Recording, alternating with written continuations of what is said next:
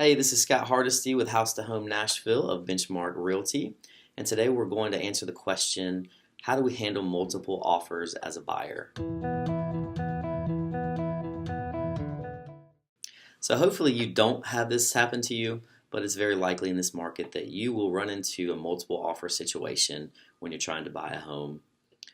So what happens is the listing agent will usually say, okay, there's more than one offer, so please give us your best and final offer by this day, this time. And so you have no idea what the other people are offering. So you have to put your best foot forward, make your strongest case if you really want the home. And so here's what I recommend to my clients. The first thing is keep your offer clean. Keep it as clean as possible. So you don't want to have a lot of contingencies in your offer. For example, closing costs. Sometimes you want the seller to cover your closing costs, but in a multiple offer situation, I would recommend that you cover those if you're able to.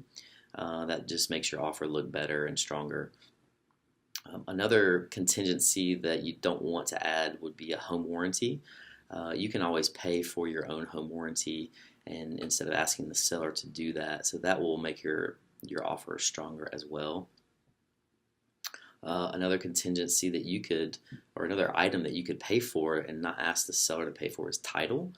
This usually costs $1,200, $2,500, depending on the purchase price of your home. But that's something that's negotiable, and you can offer to pay that to make your offer stronger. And then obviously the purchase price, that's something that you want to go in with your strongest price or your strongest offer on the purchase price as well. The second thing I would recommend is to put as much money down as possible. So you can put down on your loan, you can put 5% if you're able to afford that. That looks better than 3.5%. Obviously 10-20% looks even better. It makes your offer stronger, especially if you're competing against a cash offer. And then you can also put more money down at the beginning of the contract, which is called your trust money.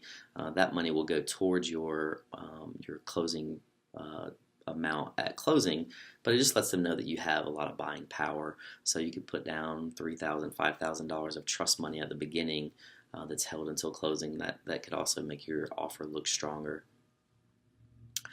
Another thing to be aware of in this market is something called an escalation clause. And this is very popular right now in our market.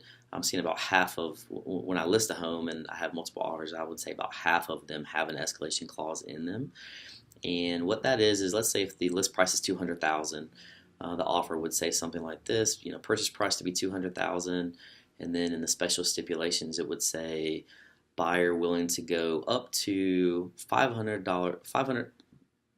willing to pay $500 more than any other offer up to $215,000. And so this is very popular right now, something to think about when you're making an offer, and that way you don't necessarily have to go up to $215,000 if that was the number. You would just have to go $500 over the next highest offer. So if the next offer was $210,000, then your purchase price would be $210,500. So that's something to be aware of. Just know that other people are doing that, and definitely something to think about. You obviously want to make sure that the home will appraise for whatever number that you're gonna throw out there, but that's something to think about when you're making an offer in this situation. And then you can always write a letter to the seller as well, kind of pull at those emotional strings if you'd like. Tell them your situation and your story and why you love their house and what you would do with it and how you would take good care of it. So those are 4 things I would recommend when you're making an offer in this situation. It's definitely a stressful and emotional time as you're trying to compete with other people, but those are some good things you can do to make your offer stronger and put you in the best situation as possible.